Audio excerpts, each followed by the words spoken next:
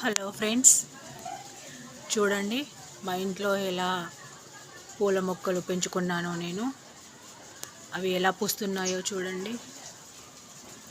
Yellow, white,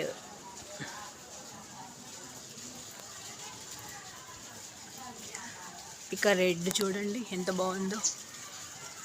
red and blue అండి, శంకు పూలు అండి ఇవి. కాగడ మల్లెలు కూడా ఉన్నాయండి పైన, అవి మనకి అవుపడతలేవు. చూడండి మా ఇంట్లో పెంచుకున్న ఉసిరి చెట్టు.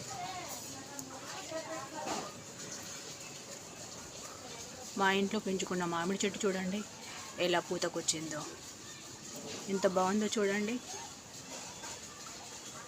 పువ్వు ఎంత బాగా పూసిందో కదండి. చాలా చాలా బాగుంది పూత.